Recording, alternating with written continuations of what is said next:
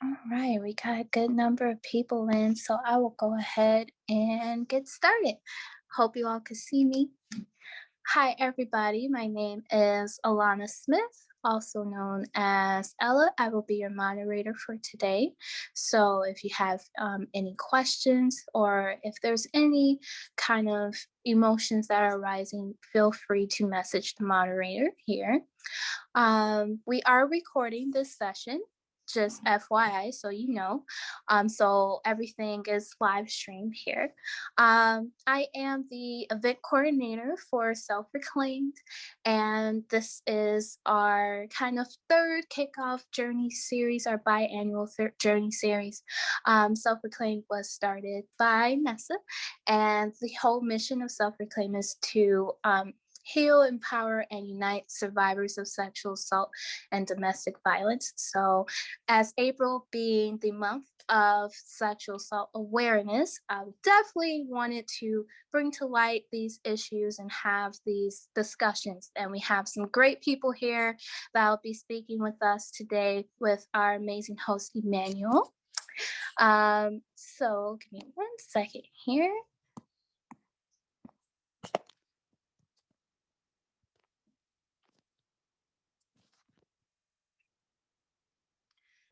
So yes, welcome to our biannual journey series. Today we'll be starting with trusting the journey. So this will be survivor focused, and follow after we'll have a hybrid yoga session and event, and I'll share that in the link.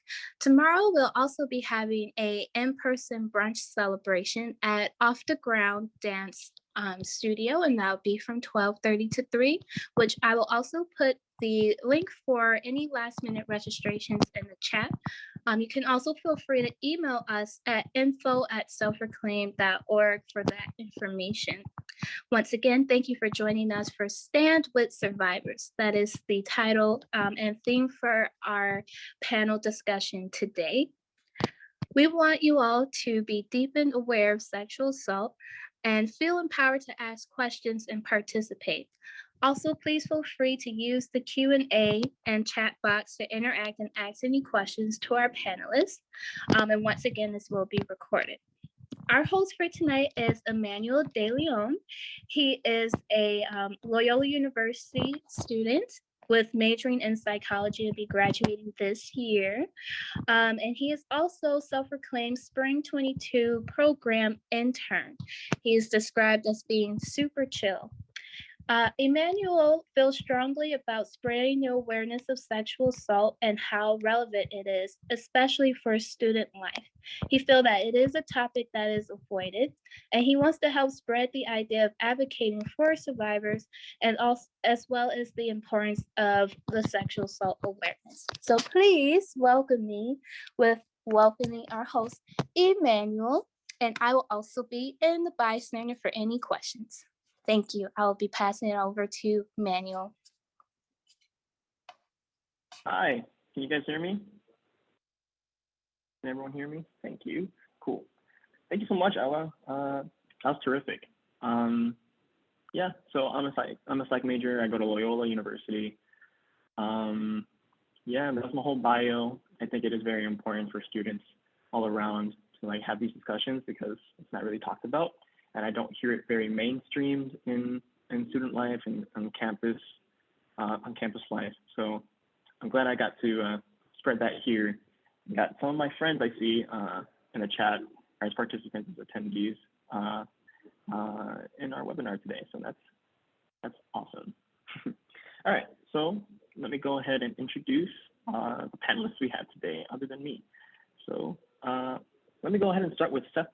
He's a great person. He is perfect. Let me get there really quick.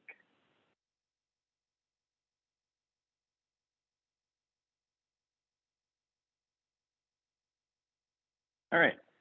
Seth Quam is a graduate student at U of Illinois, Chicago, studying social work and public health. He has previous experiences working in sexual violence, victim survivor advocacy, perpetrator accountability / transformation, and in prevention. He is passionate about dismantling masculinity in order to promote healthy relationships. And I'm all for that because there is an issue in masculinity, and coming from a man myself, it's kind of like the typical masculinity that there's issues in it. So welcome, Seth. Would you like, Seth Kwon, would you like to say anything to add on? Yeah, thanks so much for that introduction. It's lovely to be here and looking forward to having a good conversation this evening.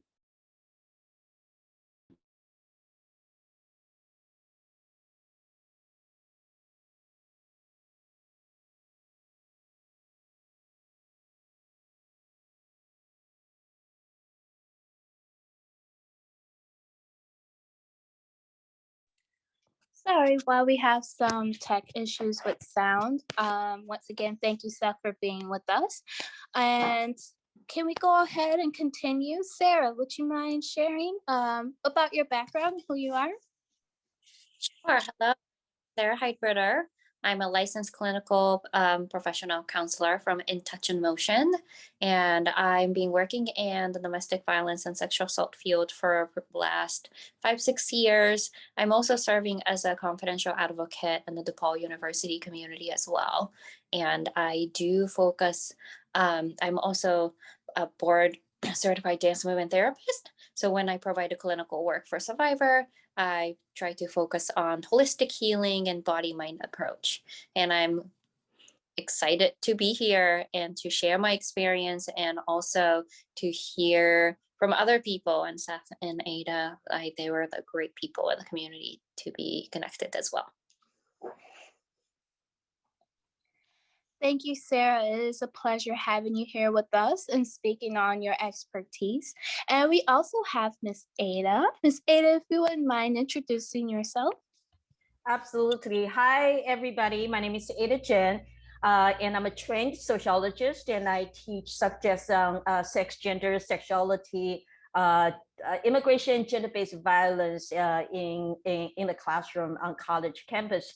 I also used to be the education and outreach specialist for Campus Advocacy Network at UIC Women's Leadership and Resource Center. And so my responsibility was to create programming and provide workshops on gender-based violence issues in general. And right now I teach at Northwestern University Asian American Studies program. I'm so happy to be here.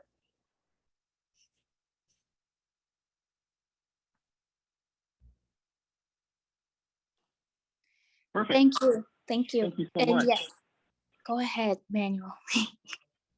Sorry about that. My mom called me in the middle of this, so I tried to hang up, but it just took me to answering her call. I don't know what happened, so it took me out of Zoom. Sorry about that. Yeah, these are all the panelists. I'm sorry I didn't get to properly introduce you guys, but yeah, it sounds like that went well. So I'll just take over from here. Thank you so much again. And yeah, so today we are going to be talking about our sexual assault and talking about active bystander interventions. And yeah, we're just going to try to, our goal for today is, oh wait, no, I forgot, sorry. Here at Self-Proclaimed, we like to do the tradition where we like to do the rose and thorn. It could be quick, it could be as long as possible, it doesn't have to be that long drawn out. But yeah, so a rose and thorn, a rose is like a good thing that happened, and a thorn is a bad thing that happened. And this is just to help things get started off. And we also talked about the potato. We also talked about our favorite potato. And I just wanted to ask at the end of your rose and thorn, if you did eat that potato today, or if you were able to like do something with potatoes. So cool. I guess I'll pass it on to Ada Chain first. For roses and thorns, Rose, I would say this recently, I did a gender-based violence, and I want to sort of talk about this within the context of this panel. I just recently did a training workshop on gender-based violence and bystander intervention and moral courage at Berkeley University. We had 3 sessions, and it was, students filled the room, and in particular, we had fraternity members there. And so all the students were very engaging, highly interactive. And so that was something that really was very meaningful for me, for students to attend, right? Gender-based violence and talk about developing more courage in taking actions and making the world a better place. Thorn, I'm getting busy, so I really want to have some space for self-care.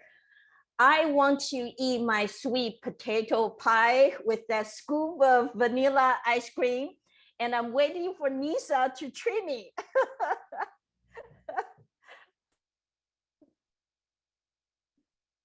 Yeah, earlier today, everyone, we had a discussion about our favorite potato, and Ada Chang, she said that her favorite potato is the sweet potato pie. So she's still waiting on that. And that's really great news, Ada Chang. I really like that that all the students were there. I think that's really great work that you're doing. Would you like to pass that on, popcorn someone, Ada Chang? Sarah, go ahead. Sarah. All right, pros and cons. I shared it early, but my student worker, we've been prepping for Sexual Assault Awareness Month, bigger event coming up next week in DePaul community. So it's been very busy, but my student worker took time to bring me a little succulent plant in my office. Was the cat pot. I love cat. I'm a cat crazy person. So it was really sweet moment of just caring for each other, right? When we were trying to create the supportive environment in the community, sometimes we forget about taking care of ourselves. And I think those a little moment that we think about each other as an advocate and supporting each other, that's really meaningful for me. So it was a really heartwarming moment for the day. Thorn is honestly this weather. As soon as I walked out the building and pour rain, so my shoes is soaking wet, my socks got soaked wet. So I don't like this weather. Yeah, but hopefully it sounds like we're gonna get the nicer weather. And my potato choice was, I had two, tater tots and potato salad. I haven't had any of that since we talked the last time, but maybe, you know what, when I would probably make my tangy potato salad sometime soon for the cookout or something when the weather is nice. And I'll toss it to Seth. Thank you. Yeah, so my thorn right now is that I am sick with COVID. So obviously that's not ideal, but I'm starting to feel better today, especially. And that brings me to my rose, which was that my best friend Sam stopped by and dropped off some food for me. And we talked for a few minutes, like through the glass window in my kitchen. So that was lovely and thoughtful and nice to have some human interaction. And he did not drop off any potatoes, but I do have some roasted potatoes in the fridge that I made yesterday. So I'll probably heat those up as part of my dinner tonight. My potato of choice, I don't know if I can really say it's my favorite because it's so hard to pick, but wanted to highlight hash browns as one of the greatest forms of potato. And maybe I'll cook up some hash browns tomorrow as part of my breakfast. We'll see. And I will pass it back over to Manuel. Awesome. So yeah.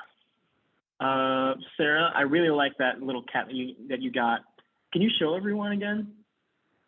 If you have it still? I'm in a different office now, so I cannot show it. Oh no.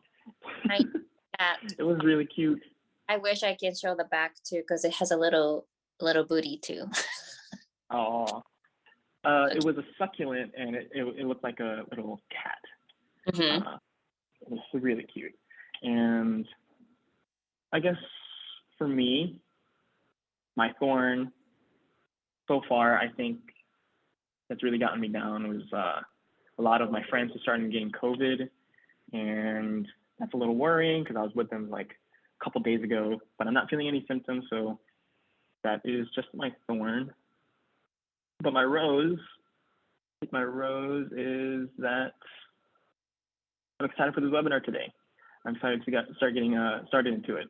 So the potato that I chose was baked potato, and I didn't get to eat it, but I did eat fries today. So I ate fries and wings, so that was really nice.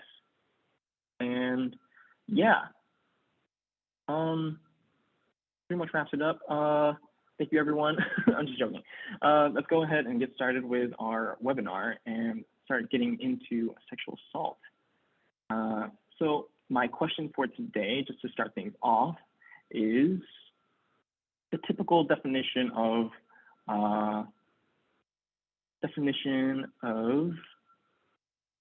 sexual assault. And let me find it really quick. Where did it go? There it is. My first question is that the typical definition is that sexual assault refers to sexual contact and behavior that occurs without explicit consent of the victim. So my question for you, panelists, how would you personally define sexual assault? I guess I'll pass it to Seth first.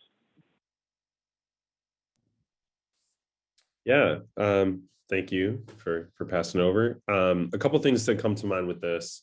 The first is that I think for whatever reason, there tends to be confusion around, definitions of sexual assault. And I guess it makes sense with so many different terms that we've seen pop around in the last several years, whether it's sexual misconduct, sexual violence. There's just a lot of terms to consider. But one thing is, I feel like we all kind of know what an assault is, and people don't usually have a hard time like figuring out what it means to be assaulted in general. And so sexual assault is just the same thing, but with a sexual nature. And then the other part is, like you said, another way to just think about it is it's any kind of sexual contact, touching without consent. And can certainly get into the topic of consent more, but I always think about, well, it should be freely given, enthusiastic, and ongoing. Those are kind of the three big important aspects of consent for me. And so if that's not there, that would be part of the definition for sexual assault. Would you like to pass it on to someone else? Yeah, Ada, do you have anything to add to what I said? Sure, absolutely. In the sort of strictest sense, we could say, sexual behavior or touching or not. I mean, I think it can also include a non-touching aspect, right? That is not without permission or without consent. And so that's one thing to think about. Also, regardless whether it is physical part or objects, right? But the key really is about without permission or without consent. Now, what I oftentimes like to use is sexual violence, which really includes a whole range of behaviors, and it's really about the spectrum of that leads to, if you want to look at the manifestation of the specific violence. So we need to look at a wide range of patterns and behavior, the spectrum of sexual violence. So I look at both in terms of more narrow sense of sexual assault, but oftentimes in a classroom or educational setting, I emphasize the importance of looking at a wide spectrum of sexual violence. But the key really is the issue, the lack of consent, or sometimes with consent, but really in an inequitable power relationship. And so that's something important for us to think about. Yes, Sarah, go ahead. Yeah, I was like definitely coming to like your point of a power dynamic is a essential things to think about when it comes to the sexual violence, because usually how I define and how I teach students too, because consent sometimes can get so confusing too. I get the cases or student story a lot, like, oh, but they said yes. Like, well, yeah, but was it coerced? Was it forced? Did they really feel like they were saying yes? Or they may say yes at that point, but thought about it later and like, you know what, I really didn't enjoy it. and I shouldn't have said yes. I even didn't like that person, or I didn't even enjoy what I did, right?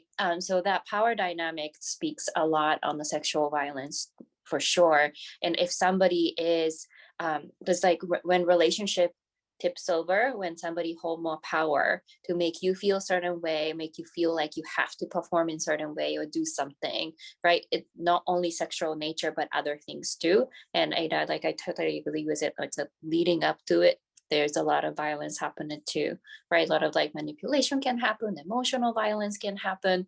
Then sexual violence can be one of the more like adverse result, or like bigger incident that can happen. But yeah, it's usually also happen. It's also important to know many people has this like a little bit of image of like sexual violence can happen on this like street, on the alleyway, some stranger's gonna come and attack you and sexually assault you. That's pretty more rare, and it's usually happen in the friends, and unfortunately sometime in the family dynamic with somebody you know, right? That's why it also hurts people a lot, because sometimes like, oh, I thought I could trust that person, or I thought we know each other, and these things happen, right?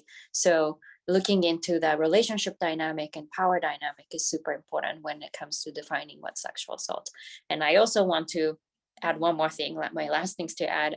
I think it has to be defined by survivor, right? Like we can say like that sexual assault, that is not like, that's not the point, I feel like, because everybody have subjective experiencing and feeling of what's traumatizing and what's not traumatizing, right? We also have a different preferences in sexual act too. Some people likes to some like with the consent and safely, sometimes people wants to have certain positions or do certain actions in that sex, right? But again, it's really depends on subjective experience of what is that felt like for that person. So I think it has to be really defined by each survivor, what was the sexual assault was for them. Mm-hmm. And Manuel, can I kind of add something response to Sarah, because she raised an excellent point. I think it's when I run workshops with students, I don't usually focus on the end, right? In terms of what happened. When I think about sexual violence, the end, that's the consequences. But everything starts with boundary violation, meaning the moment that you really need to look at it, at what point the boundaries gets crossed, right, transgressed, and only the survivor defines in terms of how boundaries, how their boundaries, whether it is physical, special, or whether it is emotional, when did the boundary get crossed? And the other thing about consent, particularly in terms of unequal power relationship, and I often say, don't just look at when people say yes, but if you cannot say no without the fear of consequences, there's no consent, even if you say yes. So it's really to think about the way we used to teach consent. Yes means yes, right? No means right. It doesn't necessarily work that way if you think about the complex dynamics of power inequality. Yeah, that's a really good point. I kind of want to rewind it back though on the importance of consent. In my experience, I read a couple of articles saying that men and women prefer different types of like sex languages, if that makes sense. Like women prefer to have like explicit communication. Men tend to subconsciously use bodily language. So if the girl like kind of touched them or like pushed them, like gently, like playful touching, they think that he's asking for it, like that, those myths of sexual assault. So how would you guys define consent, or like make it a point that it is communication? What do you guys think? That's something I think what you're raising, I don't know if I can answer, and we can kind of brainstorm among the three of us. And what I oftentimes, if you're going to talk about communication, what I oftentimes go back when I facilitate workshops on toxic masculinity, that I ask people to really think about how our communication style is very much shaped by the gender conditioning, right? So I oftentimes talk about how cisgender boys are oftentimes, and men are taught to explore, to cross boundary, to venture out, right? To take actions and to see sex as a conquest, right? And so there's a very, for men, there's a very different sense of what boundary means, right? And there's no, in terms of prohibition, in terms of venturing out, expanding, exploring. But for women, it's very different in the sense that there's more of an idea what that boundary should be, because we're oftentimes told, for example, you can think about even the way that we sit, right? Sit like a lady and cross your legs, all these very rigid. And so it's important for us to really think about the way that we treat boundaries, the way we interact with one another, oftentimes stems from our gender conditioning. And therefore, not to assume that what makes sense to us or what we take for granted means the same thing for other people. And that's where, earlier Seth was talking about clear communication, that if for young men in their training, it's oftentimes seeing sexual pursuit as a conquest. When young women express interest, you take it as a flirtation or flattering. And perhaps for young women, it may simply be, I'm being respectful, I'm being polite. And so you kind of have to really examine how you are conditioned as a man in this social context, and not to assume that your communication also works for everybody. And the best way really, and not to take other people's behavioral pattern as an indication of flirtation, interest, as opposed to simply it may be just an expression of liking or an expression of politeness and respect. And so in that sense, clear communication is the best, right? And not to assume. Otherwise, you're going to assume this. I'm going to, well, somebody express they like me and therefore have a drink with me, and therefore they're infer that they're interested in going home with me. And so that's something to think about, right? It's a boundary issue. A drink means a drink.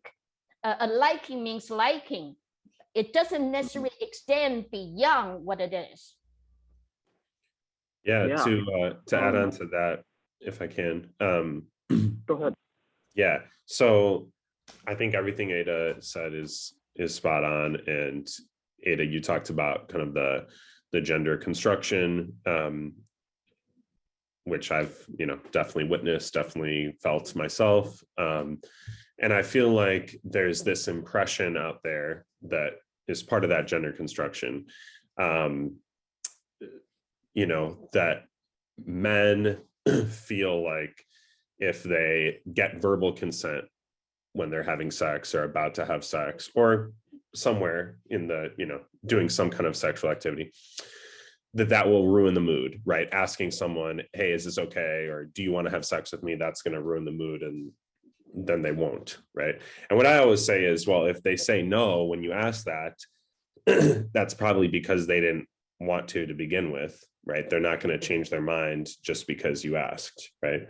And I think people have the impression, well, I will just know if someone wants to have sex with me because of the look that they give me or some kind of nonverbal communication.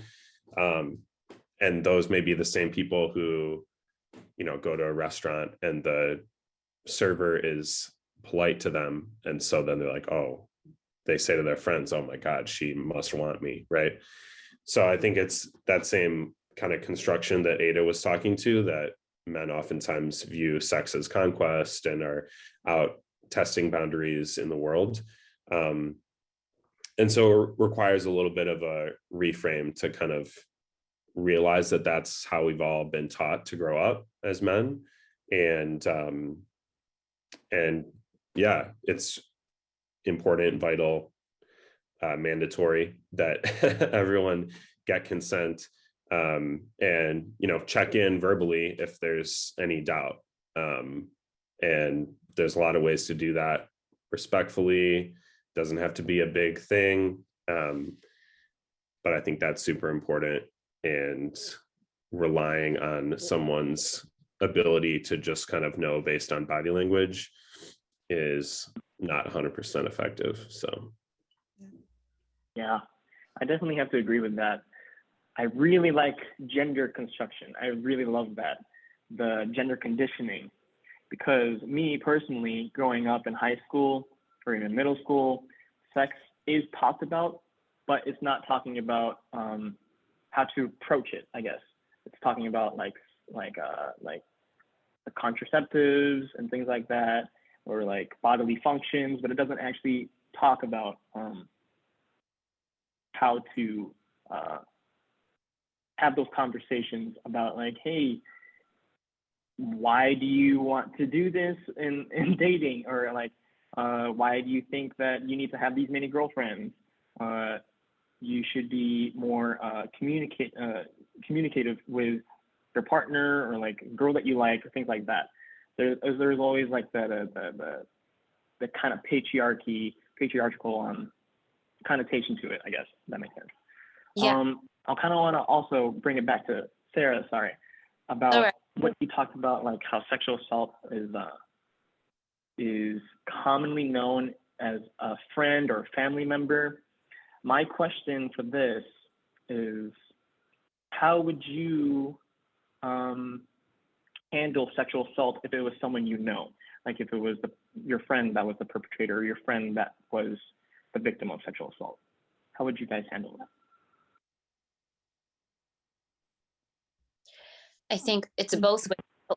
You're asking, oops, sorry, I had technical. You were asking for both, right? If you were friends or survivor, or the person who caused harm, either way. Yeah. So to support the survivor, one thing I would like everybody to reframe is telling them what to do. Because again, remembering survivor already had experience of their power being taken over or taken away, feeling extremely traumatized. So simply being a listening ear can be a great support, right? And also being able to, if you are knowledgeable in the field and know the options, or maybe know the resources, you can provide the resources, but at the same time, pushing them into, you have to call the police, that's the right things to do, or you have to go to the ER and get the rape kit done, and kind of pushing them to the one direction or the other. Those are kind of counter-effective, I believe, because when you work with the survivor, it should be about empowering the survivor, and for them to be able to make a decision is like this organization called like self-reclaim. It is a reclaiming their power, reclaiming their body, reclaiming their space, reclaiming their story and experience, right? So we want to make sure that survivor can take their own time to process, and it is hard, but being a listening ear and supportive figure, and hand in hand walking through the process, but not necessarily pushing into different direction that they don't want to go. I think for if you witness, it depends on when you kind of become a bystander of witnessing something happen. If it's like leading into it, you feel like there's a tension building or something it may happen, there are probably things you can do. Like when I teach bystander intervention, and we kind of give them like 5D, see if I can remember 5D, right? Like one thing I like about it is like distract. Like for example, when you hear some sort of like harmful conversation is happening, you may insert yourself, bringing completely different topic to break that conversation. So no harm would be, further harm would be done through that conversations. Or you may, when you see somebody getting like hit by, like feeling very uncomfortable at the bar or something, you may insert yourself like drop the water, oh, I'm so sorry, and kind of distract the crowd and, help the targeted person away, something like that. You can definitely confront. But for those cases, I usually tell people that be mindful with your own safety as well, because when you want to intervene as a bystander, you want to make sure that you're safe too, right? Because if you are intervening, trying to stop the violence, and you're being violated, like that's kind of also not, it's a circling process too. So making sure that you feel strong enough emotionally, physically, you feel like you have an ally with you, not being like, I don't want that to become attacking for the perpetrator, but gentle interventions to confront. And I like when I directly talk to person who caused the harm, I like to challenge their idea instead of telling like from the get-go, right? I don't think that's right things to do. I would ask them like, I heard what you said about something, or I saw you and I felt like that lady that you're talking to felt very uncomfortable. Can you tell me more about it, right? What was going on in your head? Because sometimes it is like, for Ada's point, so many of our behaviors are coming from those like gender and societal construction that we're built into and grow up to. And many people don't even know that they are violating somebody's boundary. So I think it's important to challenge that before even telling them like, stop that, right? To put yourself into the dangerous place. I said a lot, so I will toss it to whoever wants. Let me Okay, follow up because I think Sarah raised something very important. I think the most difficult part, I think, for survivor, particularly in relation to someone they know, is even to name it a sexual assault.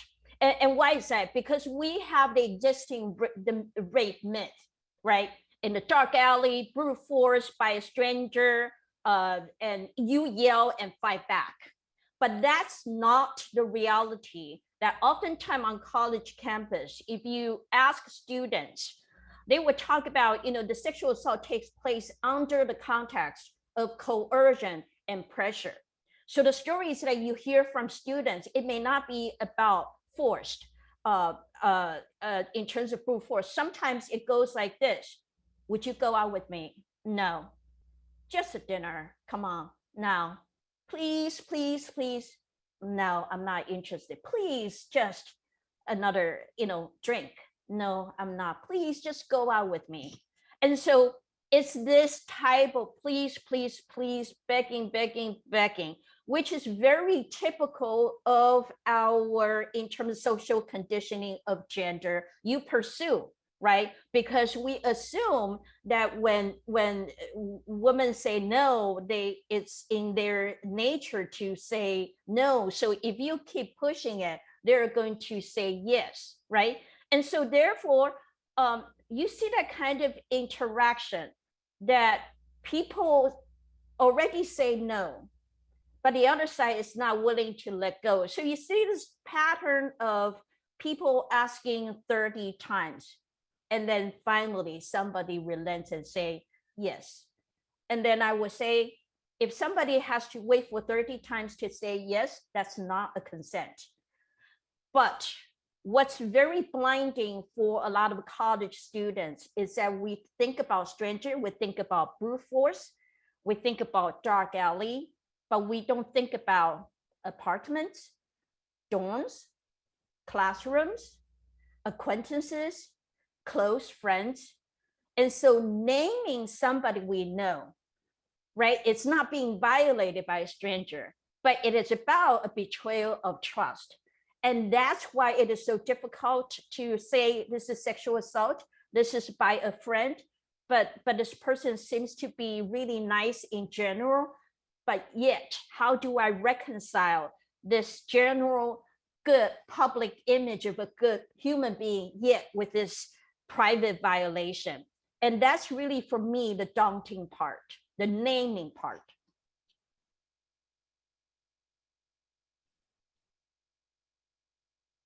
Yeah. there's definitely like different severities of the sexual violence. And it's all about attacking those severities and actually sitting down and having those discussions. Yeah, sorry, I'm still processing because this is great dialogue.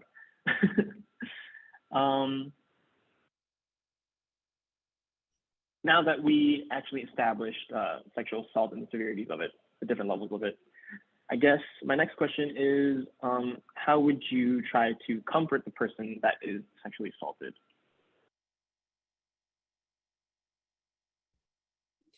I think Sarah touched on a lot of this already, and definitely agree with everything you said, Sarah. I think the key thing, right, at a base level is just telling the person, I believe you. I think those are some of the most powerful things you can say to somebody who's, experienced sexual violence.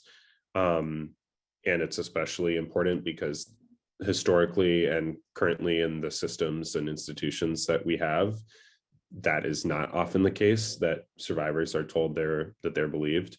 So I think starting with that is the most important. And then again, taking the lead from them about what they want to do and letting them know that you'll be there to support them, whatever that looks like.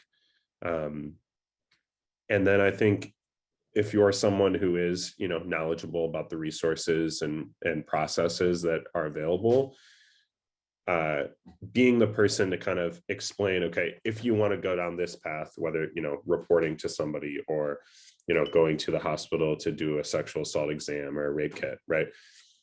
Helping to kind of walk them through what that's going to look like in advance so they know what they're getting into.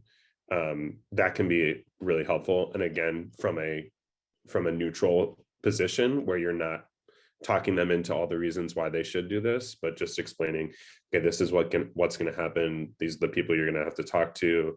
This is what you're going to have to share. This is how long it's going to take, like all that kind of stuff, is kind of what I would do when I was working as an advocate. And then again, like being there with them, letting them know in advance what parts how much you can be involved, letting them know if you want me to go with you to this appointment, I will go with you.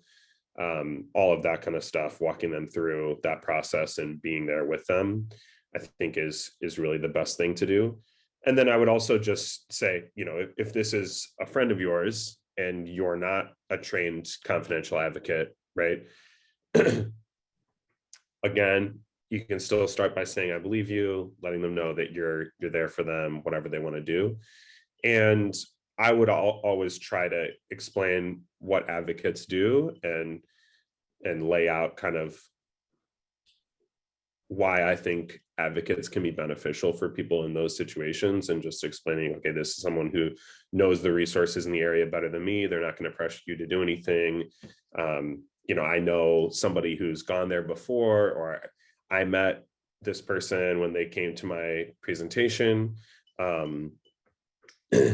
And yeah, so an advocate is really somebody who is being paid by an organization, like a rape crisis center, a advocacy organization, could be part of just a community city, could be part of the school. And their job is to do everything that I just said, right? Support survivors and whatever they need, help walk them through the process. And a lot of times when I worked as an advocate, we might have somebody go into a hospital, a survivor, go into a hospital, and somebody at the hospital would say, hey, do you want an advocate to help you with this? And they'd be like, well, no, I don't know what that is. No, I don't need somebody else all up in my business, right? And so that's why I always say it's important to kind of talk through what an advocate can really do. And it's important to build those relationships as advocates with other systems to explain what your job is and all the different services you can provide. It's rare to have like that type of trauma-informed care that advocates can give. So that's really important and valuable and can really help in the healing process. For people who want that. So again, it's not about pressuring everyone to go see an advocate immediately, but I think it is important to let your friend who maybe is a survivor, let them know what that opportunity could look like. So yeah, start with, I believe you. Let them know you're supportive of them no matter what they want to do. I think the two biggest things. I want to ask something that Seth talked about, and particularly in the way that we generally do bystander intervention training. I think there's an issue if we keep telling people and say, believe them, right? Intervene all these. It's not enough. Having the right information doesn't mean doing the right thing. And what I have found most often time is people, even though they have the right information, they don't do the right thing. We do bystander intervention training, assuming we operate as isolated individuals, as if we don't have connection to both the victim and the perpetrator. And the reality, for example, for the groups that I work with, oftentimes sororities and fraternities, is that someone most likely know both the victim, right, the survivor, as well as the perpetrator at the same time. Mm-hmm. Now, if you keep telling them and say, believe it, it's not working, all of us know that we need to believe the survivor, but there is a reason why we don't, right?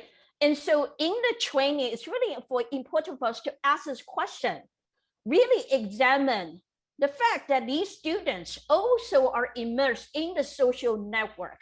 They're concerned about, what if I speak out and speak up against my own member of the group? What is going to happen to me, right? And so oftentimes students have the fear of supporting survivors because they're afraid that they might betray someone they already know. And I think it's very important for us to think those contexts. That is, how do we wrestle with our own conscience, knowing the person versus doing the right thing? And that entails sometimes that not only do we need to support survivor, but really we need to speak out and speak up against the people that we work closely with, that people that maybe we're living in the same dorm, that people that we are in the same class. And so for me, doing the right thing is actually far more important than having the right information. The other thing that I tell students is this, is not only do you need to examine your own social network, you have the fear of being ostracized if you speak up, if you support a survivor, this fear of losing friendship, losing status, losing social network, right? But also our own bias, our different response to victims of crimes. And most often time, even among people who are progressive, we do have victim blaming, even we don't say them, right? And so I ask students to really examine their own bias as a question. Oftentimes in situation, particularly on college campus, students say, particularly, they would say, if they hear about cases, they want to, well, I want to hear from the other side. This is most often time that they want to, when they hear cases involving two people they know, they will say, I want to hear from the other side. Then I will ask them, well, is that your response when you hear friends talking about your house being burglarized, your car being carjacked? Do you behave, do you respond the same way for two victims of other crimes? There is a very specific response. We only say, I want to hear from the other side. When it involves victims of, for example, gender-based violence or victims of sexual assault. And I ask them to really examine the bias that they bring in, right? That when they interact with survivors, this whole idea, I need the truth, right? I need to hear from both sides before I can decide to believe the survivor. I need to hear from both sides before I can determine the truth. That has to be examined as well. And so to simply tell people, believe the survivor without examining our own bias, that's problematic. But also, oftentimes telling people to believe in a survivor, yet that over and over, it's not about the right information. Is people fail to do the right thing because they believe, simply because they don't do personal harm, then they are not in complicity.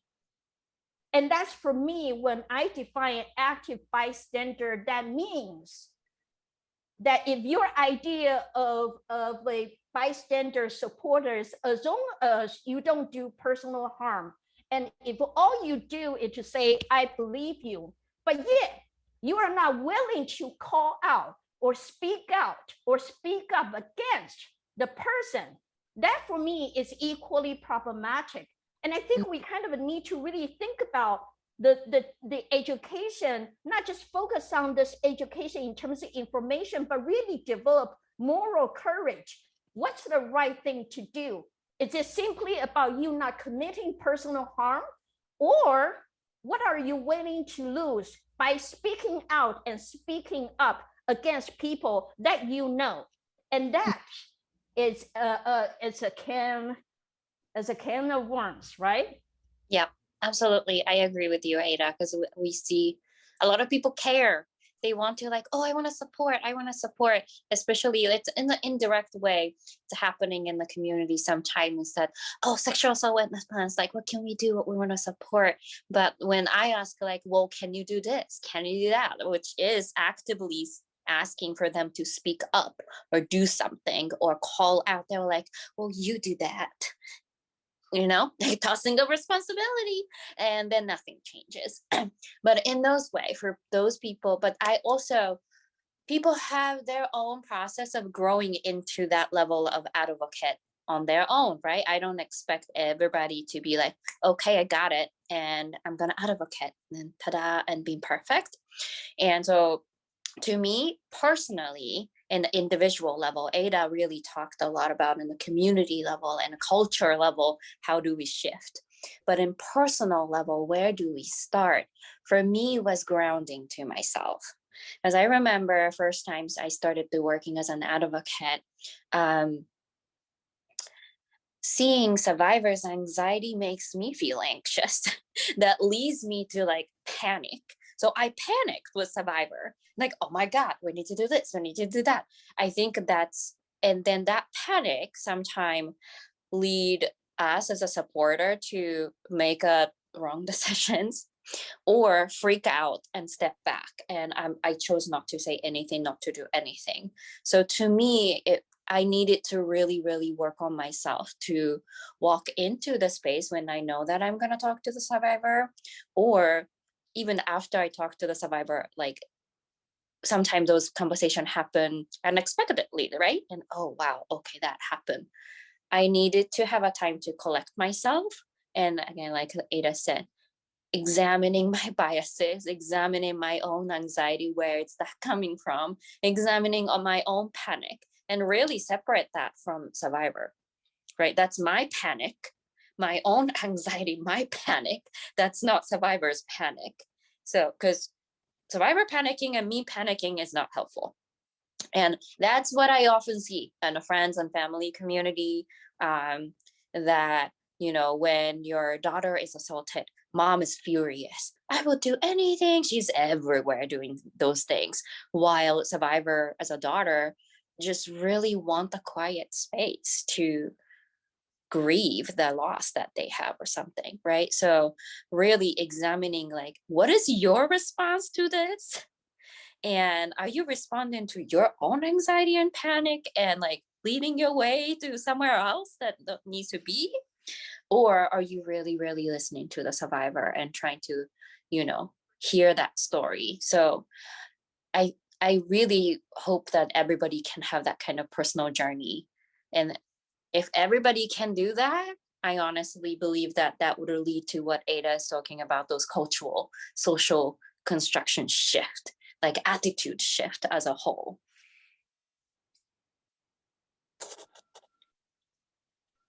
Yeah, it definitely talks about like being proactive in preventing sexual assault from ever happening, is what I'm hearing from most of you. And honestly, that is the best way to handle someone that has experienced sexual assault. But another question from my own experience is that some people that do experience sexual assault, I know that some of you talked about being holistic and always being person-centered. But what if that person that did experience sexual assault wants space and only wants quietness? But it's like something that is like, it's hard for them to like ask for help or reach out for things. How would you approach that situation? I mean, I think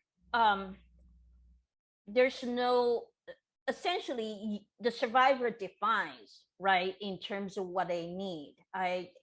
Healing is very different for different individual. And something you mentioned really strikes me in terms of difficulty, to asking for help. And I think when people have difficulty asking for help, the reason behind that, there are multiple. It can be shame, it can be embarrassment, and it can be a whole, judgment, the fear of judgment from all sides. And so part of it is respect what the survivor defines as what they need at that moment, and not to really force an agenda. And part of it for me, my learning is I'm that kind of person who feels that I want to solve problems for people. And I literally had to check myself and say, even if I know the path is this, 1, 2, 3, I need to refrain from recommending a particular path of healing, because there's no such thing. People's path of healing is very different. People want very different result.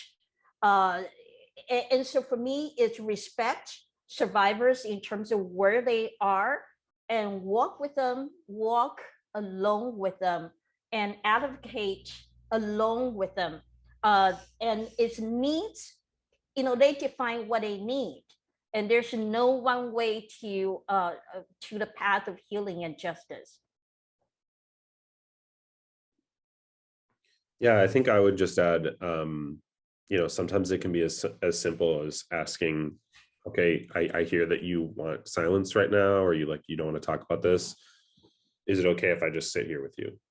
Right. And you don't have to talk about anything. I think the other thing too, to bring in the being proactive and prevention piece is, and the gender construction, I think part of the way we socialize men is to make it so that you don't ask for help, that you feel like you can take on everything on your own, to not be vulnerable when you're struggling to heal from something, right? And so I'm a big believer that it's important to create those vulnerable relationships, especially with your male friends, and to show them, right, that you are there for them, even when you have those conversations that are hard, right? And so I know that I would be a lot more likely to, talk to one of my guy friends when I am going through something really difficult, if I've had vulnerable conversations with that person in the past, and they've been willing and vulnerable enough to ask me for help in the past, or to tell me about the struggles that they've been through, right?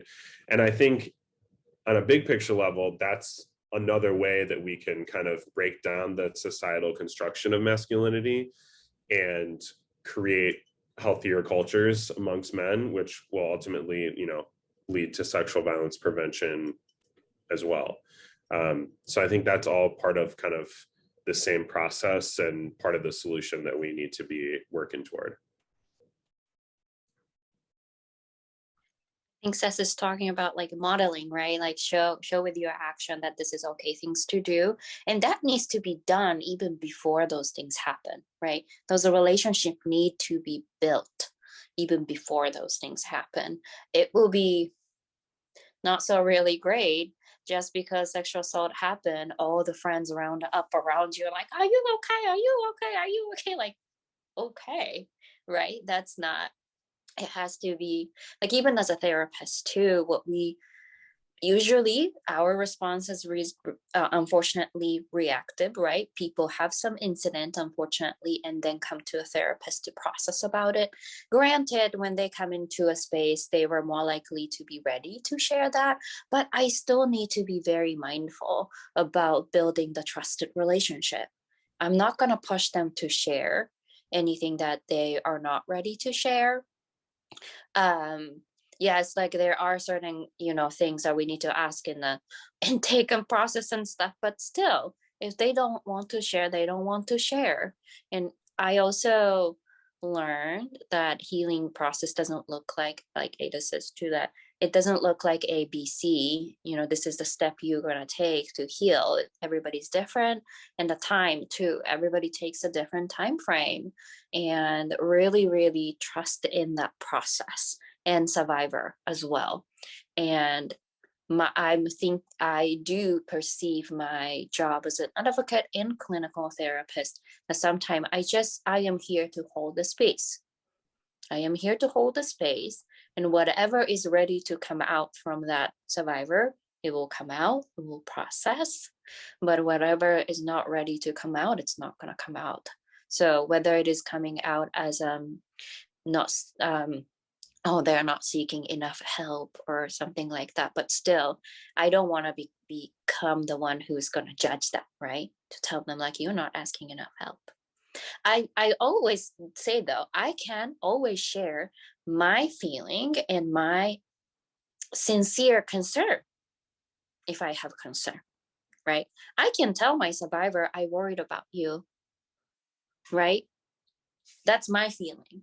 I'm not saying that like you should eat more or you should talk to this person. I'm not going to take that route for sure. But like, I care about you. I think of you, that kind of conversation. I think to show that you care or show that you are available, I think those are important. So maybe it doesn't look like a super explicit way of let's do something or let's talk about this, but it may be just like sharing your genuine feeling. Hearing you experience that deeply hurt me too. And I care about you. I think about you. I hear you, right? I think that's a very gentle way to hold a space and open the door for them, but letting them decide if they want to take that or not.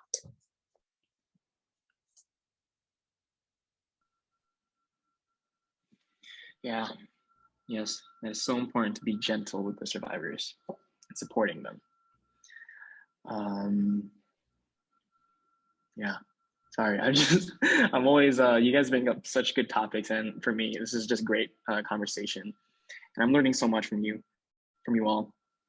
So while we're still on the topic of supporting survivors, we're nearing the end of our webinar, so I think my last question for any of you is, if you were to support survivors, are there any organizations or resources that you would provide for them? And what has worked for you? I'm going to speak as an educator, and all the existing organizations provide services, and so and there are tons. I'm not going to say anything specific, but I do want to mention something how I support survivor, even though I'm not necessarily doing what Sarah is doing in terms of the advocacy and being a counselor direct service.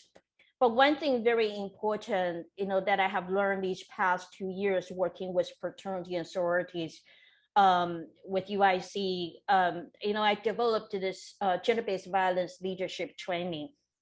How oftentimes when we get students, particularly male students, in the workshop, and then we say prevention, I decided not to use the word prevention, because I think oftentimes when we do training, we treat them as potential perpetrators, right, in our training. So we say essentially all our messages is about don't do this, don't do that, right?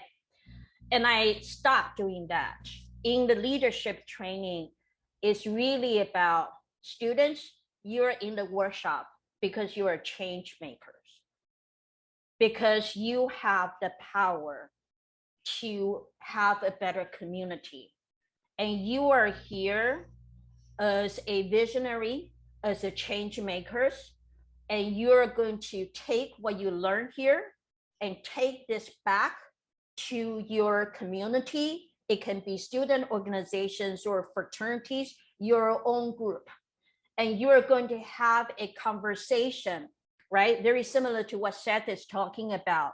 You're going to have conversation with your group, and you're going to transform this culture, make your community a better place together.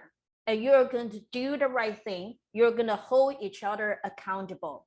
I'm not here talking to you as if you will be a perpetrator. I'm talking to you because you will be a change maker. And once I started doing that, that's a very different kind of power, right? That students also receive messages very differently, that they know they are there, not because people are telling them not to do this or not to do that. They are there because they have the responsibility and the power to make a world a better place. And that's about cultural change. That's about doing the right thing. And that's a way to support survivors as well.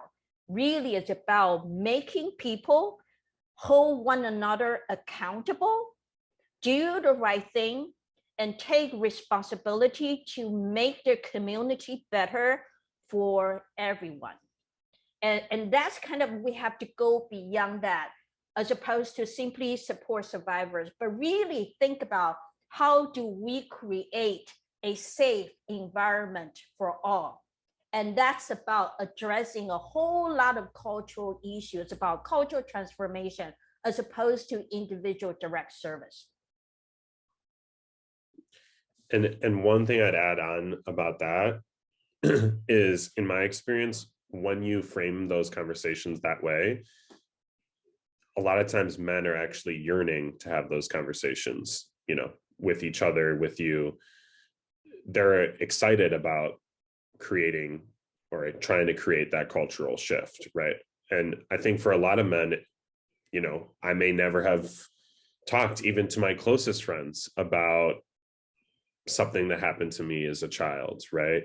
Some trauma that I've experienced in my life, or, you know, when's the last time I cried in front of my male peers, right?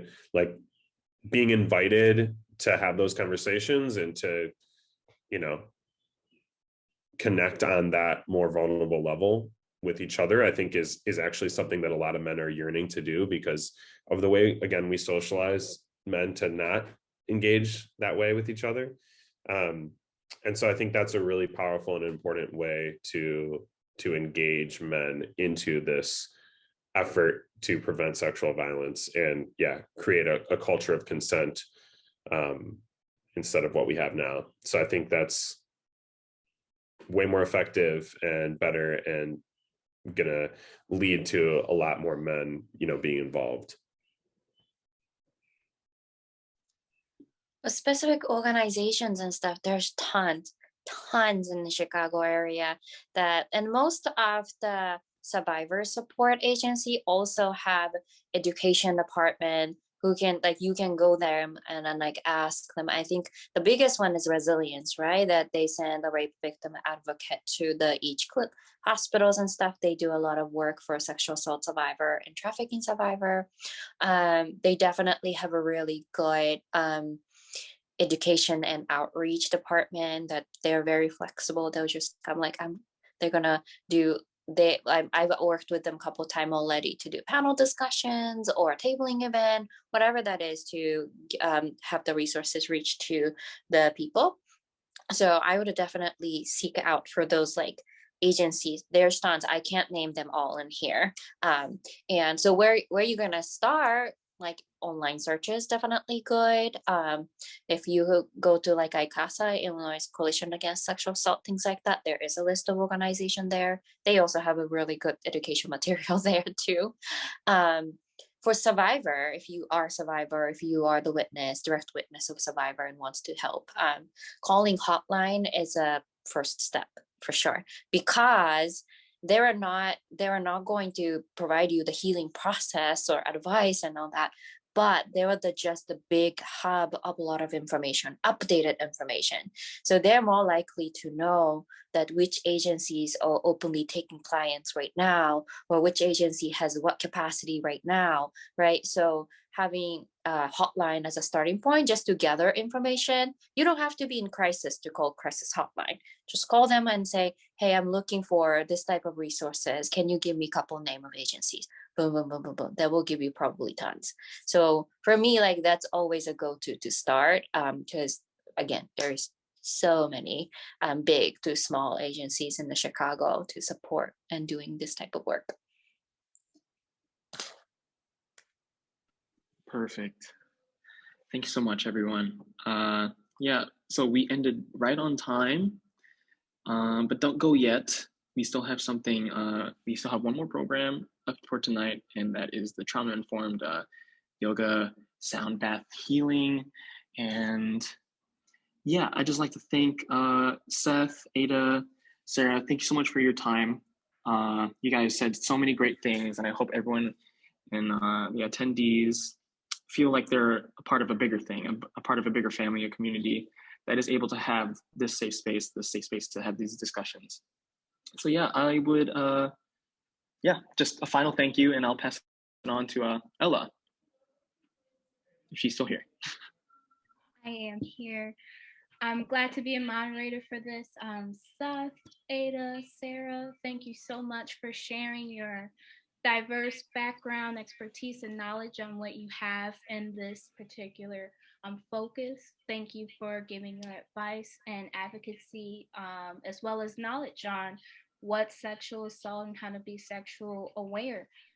What sexual assault is and how to be sexually aware, those resources on how to help if you are the victim, if you are a bystander, if you're a friend. So thank you so much for being here for this important discussion. Manuel, thank you for being such a great host as well.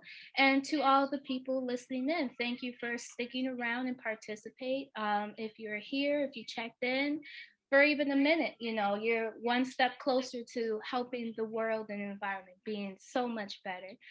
Following after at 7:30, as Emmanuel said, we do have a hybrid trauma-informed yoga and sound healing workshop. So you all are welcome. And yes, it is free 99 to the community, but please feel free to donate as well. And also tomorrow we'll be continuing our journey series with our yoga bruncheon. So come have a drink and come stretch.